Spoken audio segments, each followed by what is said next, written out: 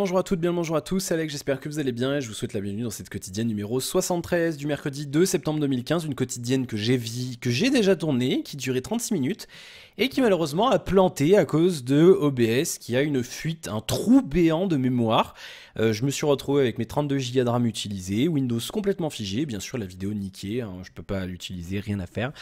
J'ai essayé de la récupérer avec truc là, dub, là je me souviens plus du nom là, virtual dub, je sais plus quoi, avec VLC, rien, que dalle, pas possible. Donc du coup je recommence, voilà, et je me refais chier à tourner à cause d'OBS. Donc super, donc elle fera pas 36 minutes, je vais l'abréger, je donnerai pas de détails sur les infos parce que là j'en ai jusque là, voilà, donc ça me gonfle.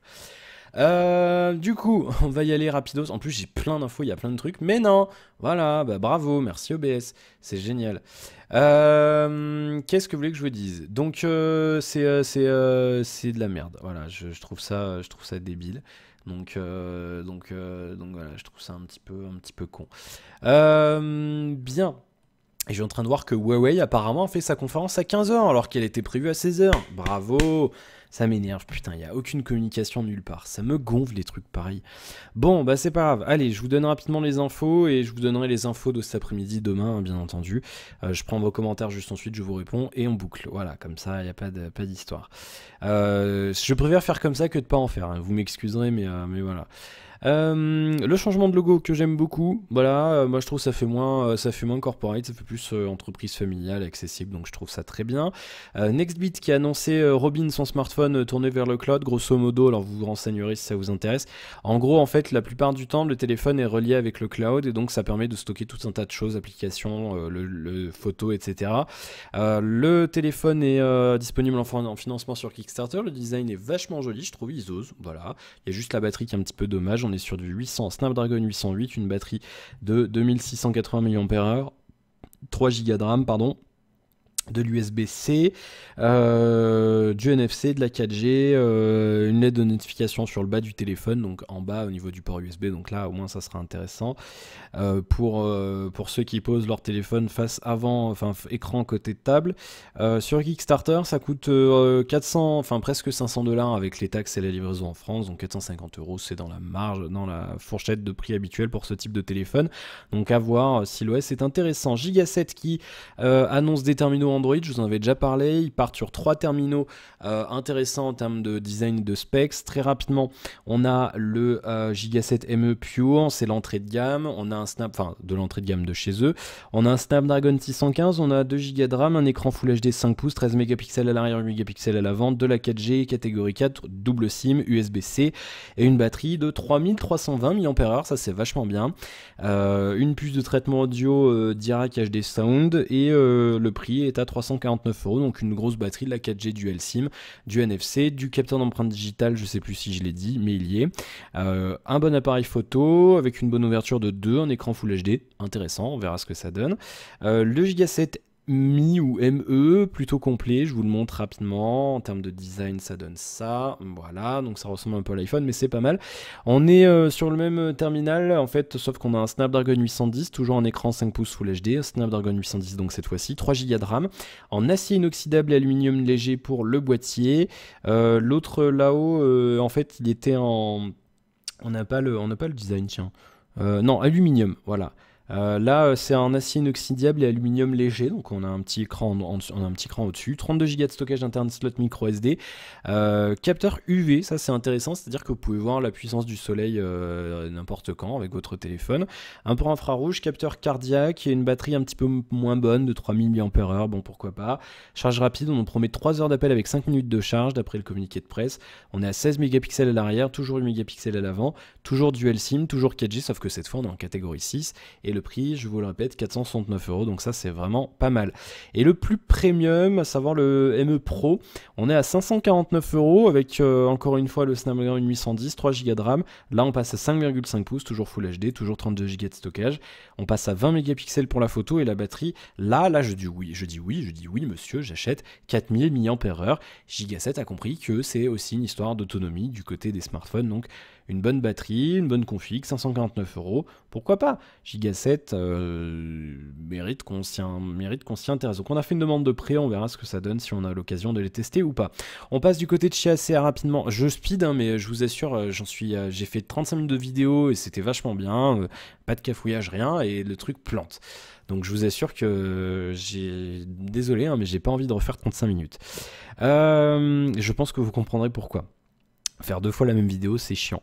Donc ACR qui nous annonce la Predator 8, c'est une tablette gaming avec un design que moi j'aime pas, je vous le dis tout de suite, je trouve que ça fait... Enfin c'est ce design Kiki Gamer, moi que j'appelle ça comme ça.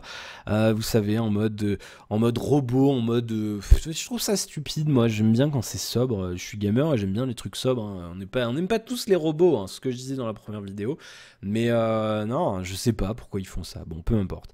On a un écran 8 pouces, on est sur du 1920 par 1200, Android nous font le caca, nous dire oui on aurait préféré du QHD. Pas moi, voilà, je vous le dis, moi j'aime bien le... Ça sert à rien, ça bouffe des perfs et ça empêche d'avoir des jeux fluides et ça bouffe de l'autonomie. Putain, on s'en fout quoi. Pour l'instant, on sait pas faire, faut arrêter de vouloir faire des choses qu'on sait pas faire. Indal IPS 0 air gap, c'est-à-dire que la vitre et l'écran sont très très proches, donc c'est plutôt pas mal. Technologie de retour tactile TacSense et un accent mis sur la précision grâce à un mystérieux système propriétaire Predator Precision Plus basé sur des capteurs. Dedans, on a un système on-chip Intel Atom X7 Z8700, donc ça bombarde. Un GPU Intel HD de 8ème génération, 4 haut-parleurs frontaux Predator Quadio et une application Media Master permettant de modifier notamment, je cite, la musique lue pendant une partie de jeu, ça c'est bien. Connectique en tout genre, Wi-Fi MIMO, donc il y a 2 ou 4 antennes à l'intérieur, 64 Go de mémoire jusqu'à 64 Go de mémoire extensible via micro SD, 8,7 mm d'épaisseur, 350 grammes. On n'a pas la RAM, ils ne disent pas la RAM. C'est dommage. Ça sera facturé à partir de 349 € suivant les options que vous choisissez, niveau de la mémoire de stockage et les divers accessoires que vous prendrez. J'ose espérer qu'Acer aura l'intelligence de la proposer en bundle avec une manette parce que les gamers veulent une manette et pas un écran tactile pour jouer. Voilà, ils ont annoncé aussi le Predator 6, donc c'est un téléphone dans la même gamme, accès gaming, un écran 6 pouces, on aura plus d'infos bientôt. 2 téléphones Windows Phone et 4 téléphones sous Android, vous chercherez les infos si ça vous intéresse. De ce côté-là, Asus qui a annoncé la ZenWatch 2, donc c'est une nouvelle smartwatch de chez Asus.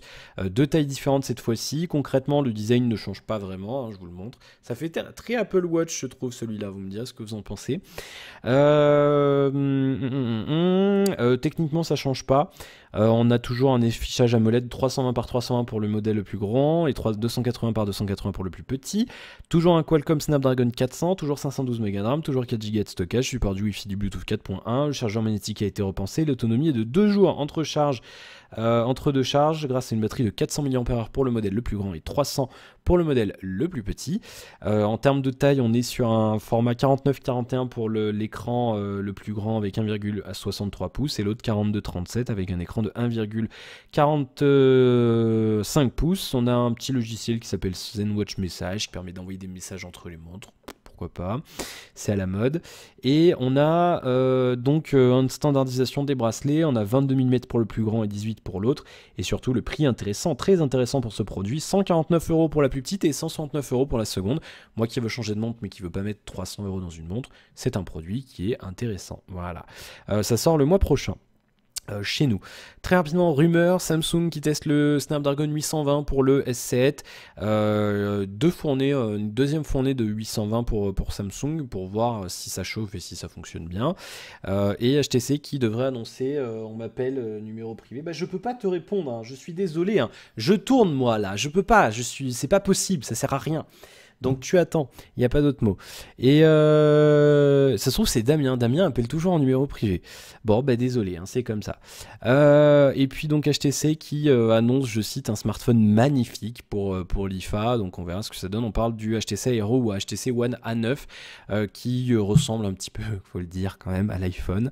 Et on parle donc d'un Mediatek Helio X20, le nouveau Mediatek Decacor, 10 cœurs. Et oui, pour plus d'amour dans votre votre téléphone. 4 Go de RAM, un écran QHD et un écran 2,5D et tout un tas de choses intéressantes. Ça serait dévoilé avant la fin de l'IFA, c'est-à-dire avant dimanche. Voilà pour les infos.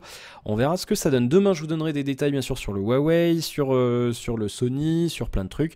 Je vais prendre rapidement vos commentaires. Elle va être expédiée du coup, hein. Je suis désolé. Là, sur la première vidéo, j'ai fait 20 minutes d'infos. Du coup, j'en ai fait 10. Oula, et je tape la caméra avec la tablette. Bah du coup, d'un côté, ceux qui aiment pas les infos seront contents. Au moins, faut voir le bon côté des choses toujours dans la vie. Allez, les commentaires sur la quotidienne d'hier. Je vais prendre ça rapidement.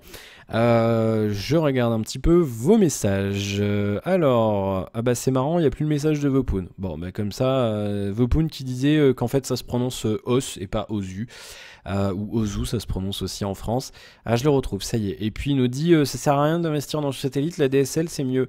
C'est mieux, 2 mégas en ADSL c'est mieux que 20 mégas en satellite. Je pense pas que ça soit aussi rapide quand même. Après, je pense que le satellite est assez instable, mais ça fonctionne bien pour une niche de personnes. Un terminal flagship, c'est quoi? C'est un terminal haut de gamme. C'est le haut de gamme d'une marque. Donc par exemple, cette année, je pense que le son est décalé. Non, je sais pas. Cette année, le flagship de Samsung, c'est le S6. Voilà, tout simplement. Balmire, toujours aussi cool, t'es quotidienne. Merci. UPS, c'est vraiment de la merde, surtout pour la spécialité. Vous n'étiez pas chez vous lorsque nous sommes passés, alors que ce n'est même pas vrai. Et je souhaite la suite de Planet Scum, comme dit dans les commentaires de la vidéo. Je sais pas si je la ferai. On verra, rien de sûr. Donc, be patient. Tu verras si ça arrive ou pas. Elfeo, como está? Quand une chronique coup de gueule de la semaine. Encore une bonne quotidienne, hasta luego. Merci beaucoup. Bah je sais pas. J'avais eu l'idée pour tout te dire, mais faudrait que j'y réfléchisse et faudrait que ce soit organisé correctement. Alors peut-être toutes les semaines, toutes les 2 semaines ou tous les mois, je sais pas. Donc on verra ou pas. Merci pour ton message. Damien d'April, le service de Free, alors il nous fait le détail sur l'histoire de la 4G, donc je sais pas, j'ai rien compris. Si vous êtes chez Free et que vous avez plus de détails, vous nous direz. Merci Damien pour ton retour. Michel, je voulais juste te donner une info sur un smartphone avec 2 batteries, c'est le Inos D6000, D6000, pardon. A plus et merci pour tes quotidiennes. Alors comme je le disais dans la première vidéo que vous n'avez pas vue, et comme je l'ai déjà dit avant, tout ce qui est matos chinois, je laisse pour l'instant mes confrères s'en occuper parce que moi j'en fais pas. Ou alors très peu parce que j'ai pas de lien de copinage avec les boutiques chinoises et du coup j'ai pas de, c'est très compliqué en fait. Il faut que je sorte l'argent et ça se revend vachement mal. La plupart des marques se revendent très mal sur le marché français. Tu perds au moins 50 ou 100 euros et je veux pas dépasser le budget des tipeurs. Donc du coup pour l'instant je peux pas. Quand j'aurai plus de types, oui. Quand la chaîne aura plus de succès, oui, je pourrais prendre des sous du Tipeee pour faire ça, pour acheter et pour me permettre de perdre des sous à ce niveau-là. Ça couvrira les dépenses, mais pour l'instant, non. Après, smartphone de batterie, on en avait déjà eu un. Je crois que c'était pas Gioni, je crois qu'il en avait fait, ou je sais plus, une autre marque chinoise. Je sais pas si ça marche. L'intérêt, c'est de changer de batterie à chaud, je suppose, mais sinon, l'intérêt, c'est plutôt d'avoir une grosse batterie. Mais bon, pourquoi pas. Merci pour ton commentaire, Michel. Benoît, Alex, tu as un forfait à 16 € avec les offres Guerrière SFR avec 10 Go de data, ça a l'air bien.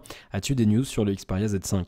Alors, oui, c'est bien, c'est pas cher, mais je veux partir d'SFR. Le réseau est déplorable et ils se touchent la nouille pour le déploiement de la 4G, comme ils avaient fait avec la 3G avant de se prendre une amende par l'ARCEP. Donc je ne veux pas ça, je vais aller chez Orange ou chez Bouygues, je verrai.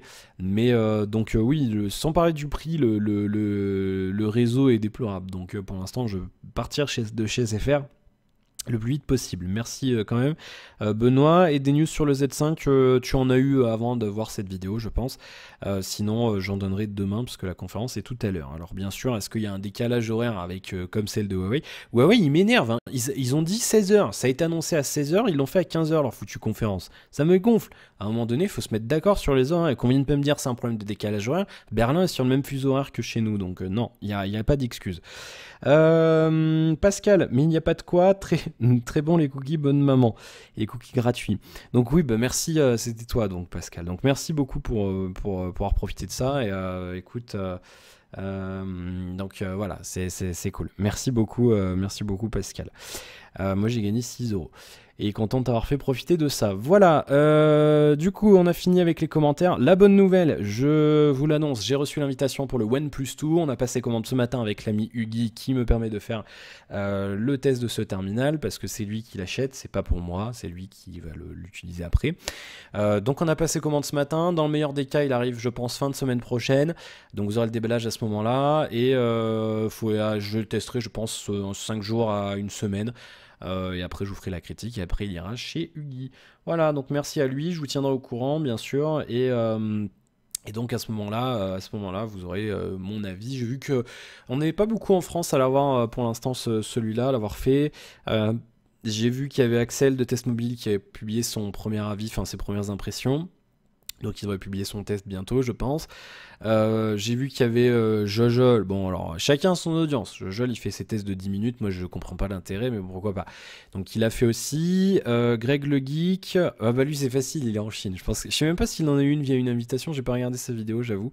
Mais je sais pas où il l'a eu. Mais bon, il a fait sa vidéo. Et puis, j'ai vu aussi Maxime Johnson, un confrère québécois que vous ne connaissez peut-être pas, que je vous invite à suivre d'ailleurs aussi, qui donne son point de vue. Il a un super accent québécois, j'adore son accent. Et donc il l'a eu aussi, il en parle aussi dans une de ses vidéos. Donc c'est bien, je suis content d'être parmi les premiers en France à le faire. Donc c'est plutôt cool. Voilà, donc si vous avez des questions, bah, vous les poserez dans les vidéos correspondantes au OnePlus 2 et je tâcherai d'y répondre avec plaisir. Voilà qui est dit, voilà qui est fait. Hier soir j'ai joué 3 heures à The Witcher, j'ai passé un super moment, je vais essayer d'arrêter de taper parce que ça fait vibrer. J'ai passé un super moment sur The Witcher 3, j'ai vraiment kiffé les quêtes que j'ai faites, je suis du côté de Novigrad si vous jouez au jeu. Et j'en suis à plus de 73 heures, 74 heures de jeu, je suis niveau 14 ou 15, je sais plus.